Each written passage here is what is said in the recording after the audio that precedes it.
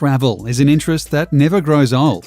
It's impossible to experience the wealth of human cultures and natural landscapes in a single lifetime. So most travelers attempt to prioritize a series of magnificent locations spread across the planet.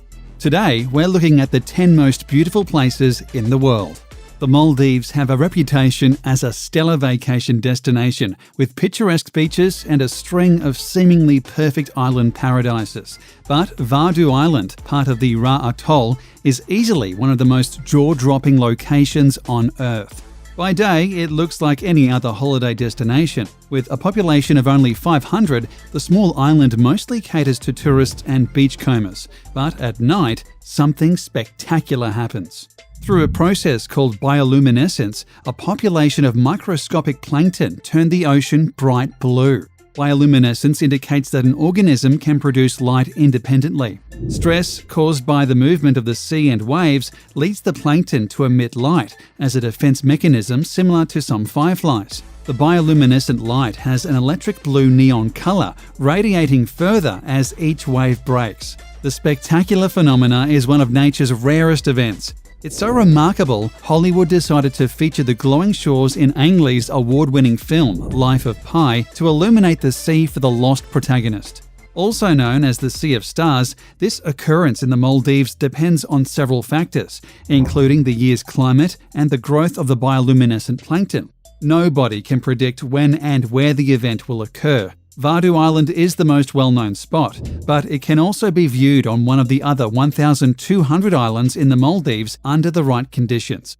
According to locals, the spectacular event is more prevalent from late summer to the end of the year, but these are just personal accounts.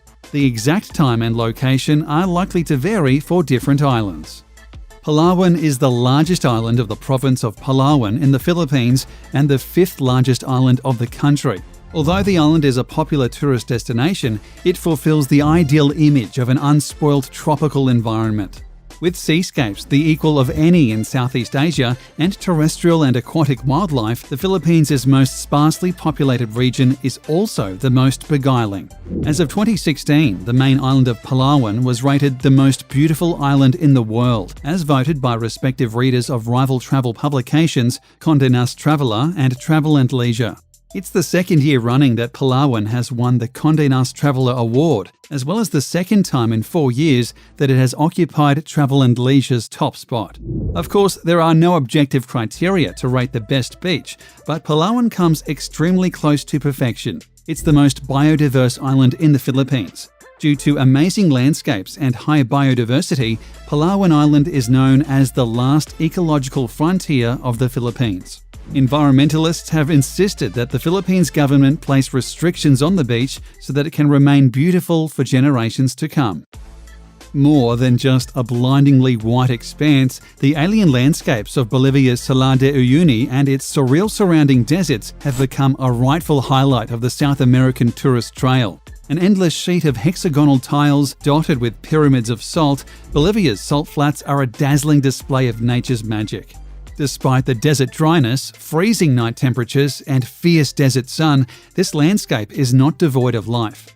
Pink flamingos, ancient cacti, and rare hummingbirds all live in the Salar de Uyuni. But aside from being the ideal location to produce mind-bending photographs, it's also full of cacti-covered islands, dormant volcanoes, and other wildlife. Truly unique in the world, the salt flats are the kind of place that photos don't do justice. You've got to see the Salar in person to be truly wowed. In addition to local workers who harvest these minerals, the landscape is home to the world's first salt hotel and populated by road-tripping tourists. The harsh beauty and desolate nature of Salar de Uyuni can make for an incredible experience for any traveller. Provence seems to be nearly everyone's favourite bit of France. The natives are friendly, the summer weather is superb, the wine is good, and the pastis before dinner is delightfully numbing as you sit in the shade with little more to do than plop ice cubes into a cloud of anise-flavoured liquor. Whether you're cruising the clifftop roads, sunbathing on the beaches, or browsing the weekly markets, Provence has something to offer for people with virtually every interest. There are some incredible buildings in Provence, like the Palais des Papes in Avignon, which is the largest Gothic structure in Europe. It was built over the 16th century by consecutive popes.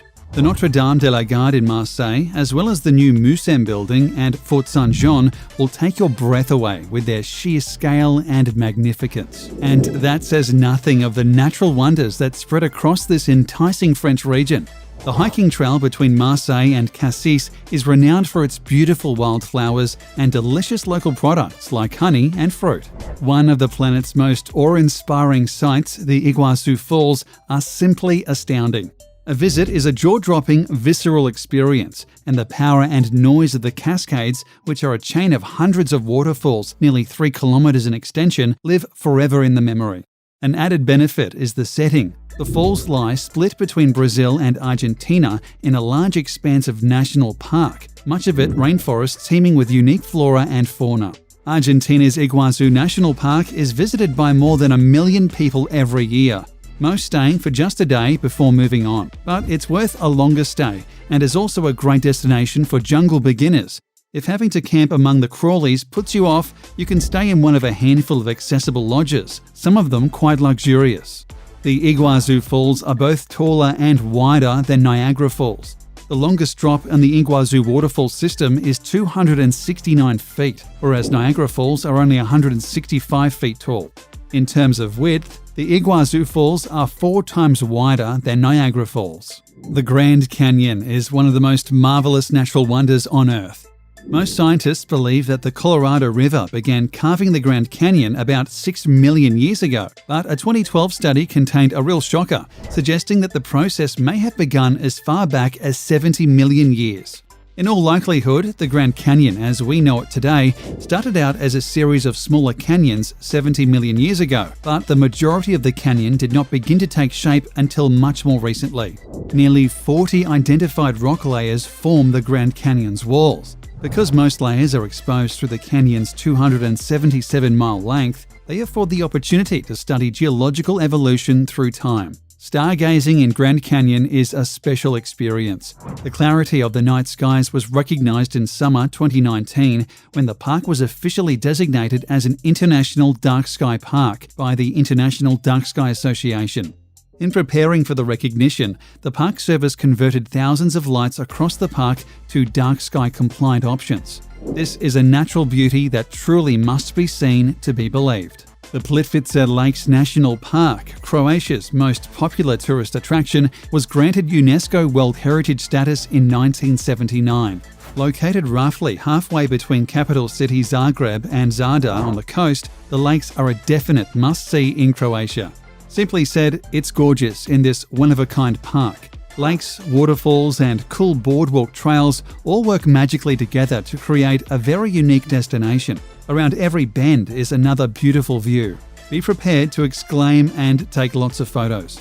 The waters flowing over the limestone and chalk have, over thousands of years, deposited travertine barriers, creating natural dams, which in turn have created a series of beautiful lakes, caves, and waterfalls.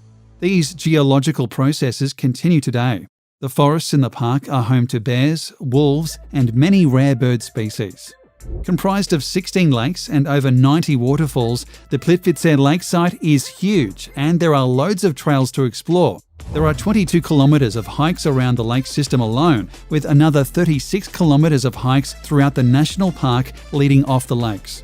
Even a brisk hike around the lakes will take a single day, so most locals recommend staying 2 to 3 nights. This will give you 2 full days to enjoy and experience the park.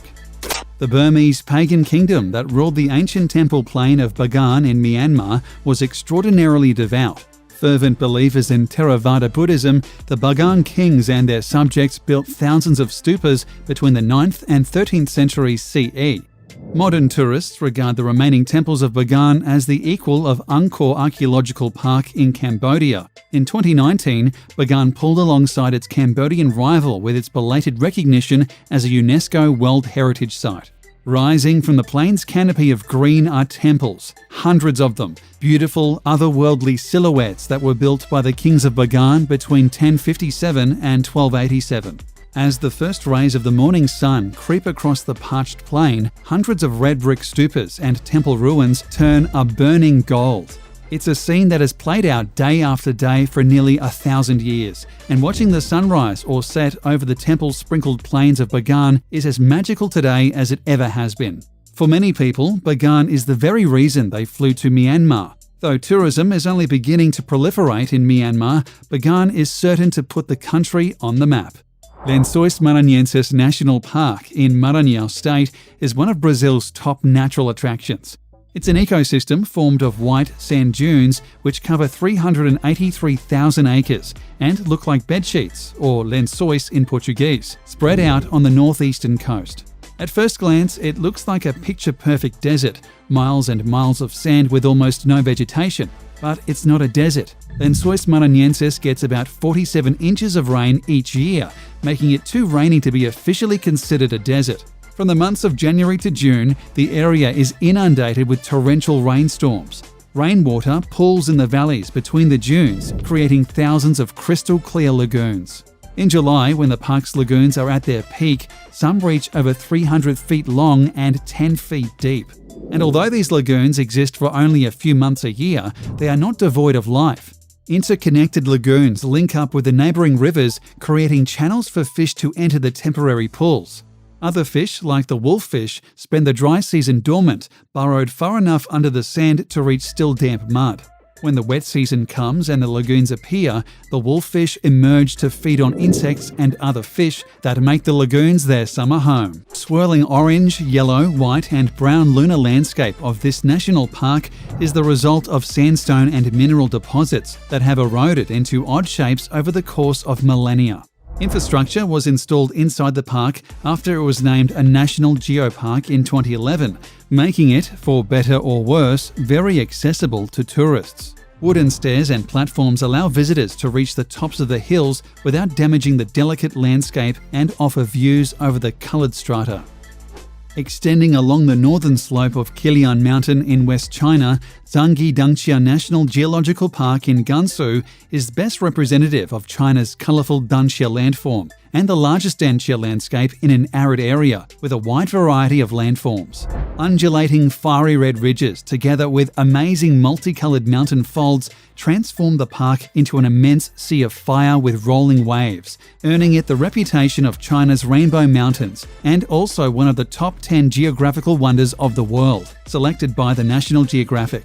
The only reason these multicoloured mountains aren't more famous is that they are located a bit off the usual tourist trail in Gansu province. But with high-speed trains now connecting Gansu with Beijing, getting here is easier than ever and is most definitely worth the effort. Few villages are as iconic as the whitewashed buildings that dapple the hills of Santorini in Greece. With a population of only 15,000, this Aegean getaway has been luring visitors for thousands of years. Human settlement started around the year 3000 BC and has continued ever since. Visitors will enjoy the cobbled streets and white frescoes leading to untamed beaches with beautiful azure waters. Most amazingly, Santorini is sitting atop an active volcano. Red and black rocks create a wild landscape around the crater of Nea Kameni, a small island at the centre of the caldera. From the top of a volcano with a 2.5 million year history, you have an incredible view of the caldera. The myth that Santorini is the ancient city of Atlantis, which submerged over 9,500 years ago, comes to life before your eyes. If you approach Santorini from the water, it's hard not to be awed by the sheer cliffs that soar above a turquoise sea, by the fact that you're sailing an immense crater of a drowned volcano, and that before you lies an island shaped by an ancient eruption, cataclysmic beyond imagining.